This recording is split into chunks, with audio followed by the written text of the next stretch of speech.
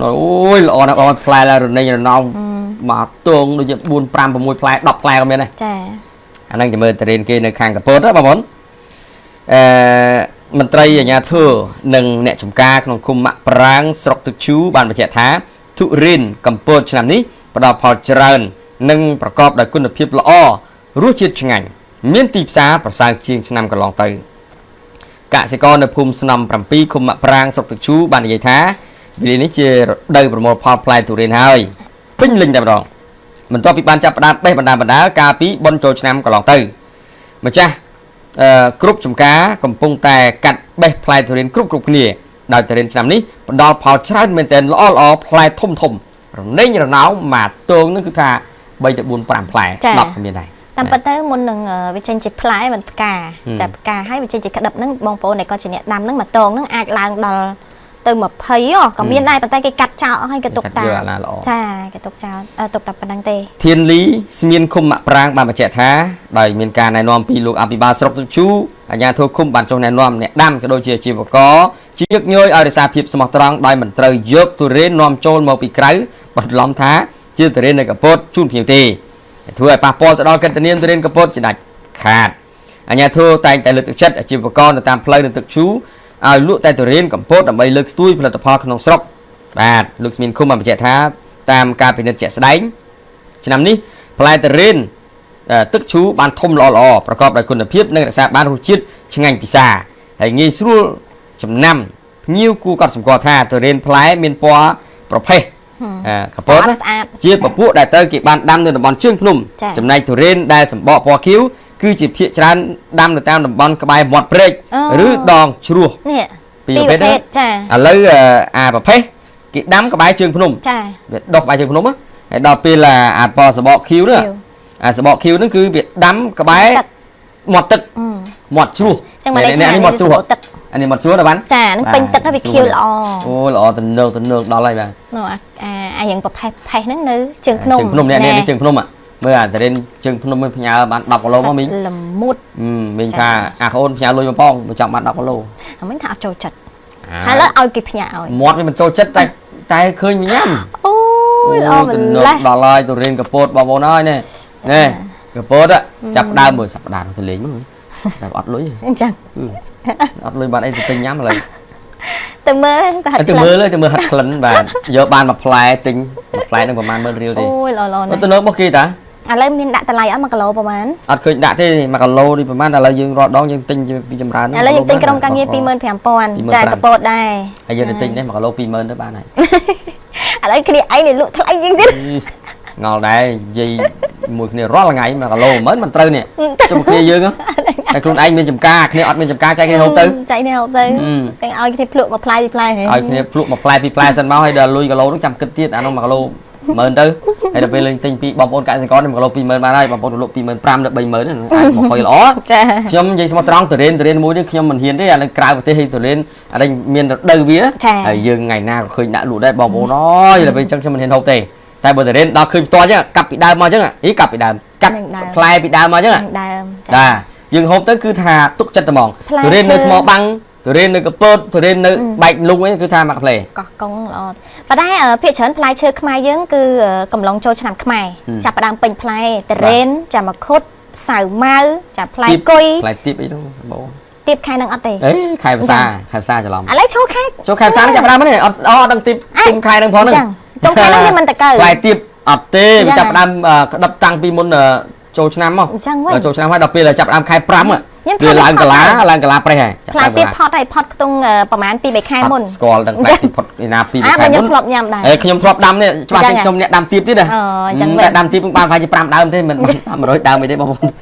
ធ្លាប់ខែភាសាផ្លែមកឲ្យចឹងខុសគេហីផ្លែធម្មជាតិហ្នឹងមើលបងប្អូនគាត់ដាក់ចូលឥឡូវផ្លែទៀបរដូវកាលណាហ្នឹងហើយខែភាសាហ្នឹងហើយផ្លែទៀបគេប្រមូលបានផ្លែបានផលផ្លែឡើងកបឹបបងប្អូនខ្ញុំចូលខមមិនទុរេនមិញឡើងកបឹបទុរេនសិតតែរបស់យើងចង់មើលឃើញអានេះអូនេះកលាធំផ្លែខ្លែធំដែរបងប្អូនអូនឃើញទេបាទតំណងមែនតែនតែហ្មងបាទអ្នកថតហ្នឹងបានមួយផ្លែពីរផ្លែទេនេះតើតុបតើអត់តុបអត់កើតទេតុបទេអត់ទេ ต้มแต่อัดประตูไม่เป็นไรก่อนยังแต่ใบเมาอย่างละหมอมสกิลkia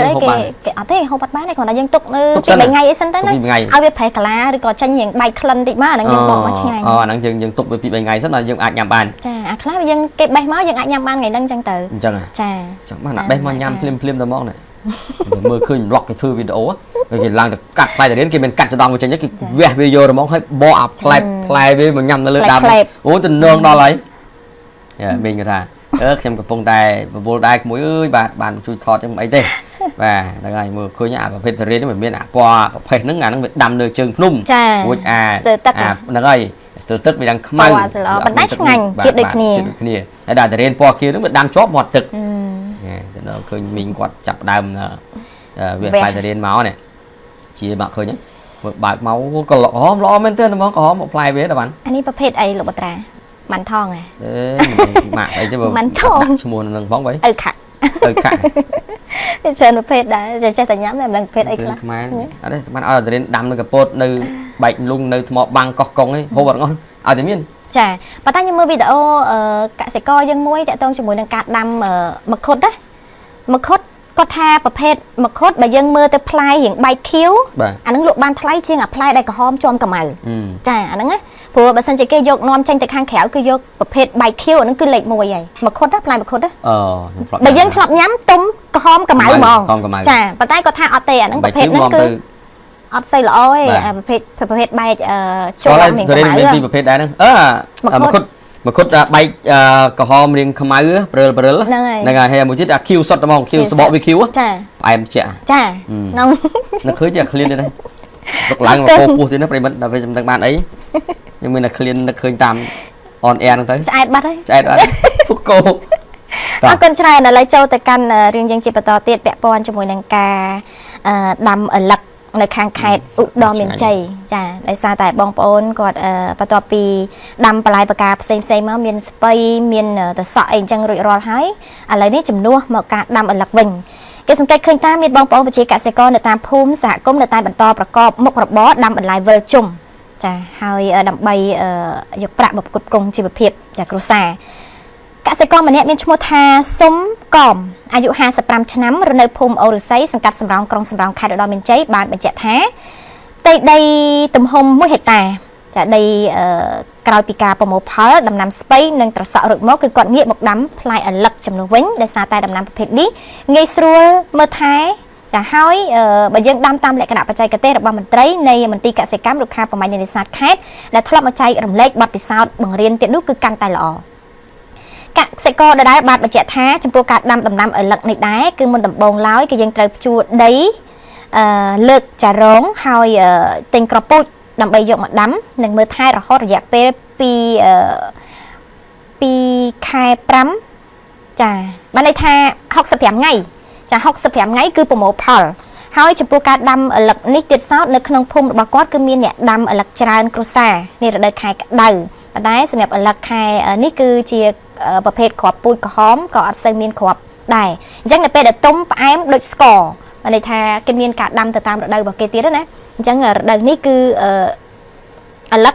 ផ្លែខ្លះមានគ្រាប់ច្រើនផ្លែខ្លះមានគ្រាប់តិចចាអញ្ចឹងខែនេះក៏ថាខែនេះអត់សូវមានគ្រាប់ទេអញ្ចឹងវាមានប្រភេទរបស់វាទៀតអានេះគេហៅថាសាន់តាណានេះមានអលឹកសាន់តាណាអញ្ចឹងទៀតណាអត់ឃើញផ្លែឃើញតែដើមហ្នឹងទៅនេះតដល់ผมដាក់មកឲ្យឃើញចាអាចវែងផ្លែគីវហ្នឹងតំណងហ่ะបាទធំពេកខ្លាចពីក្រាមខ្លាំងបាទអាហ្នឹងផ្លែតសក់ហ្នឹងហើយចា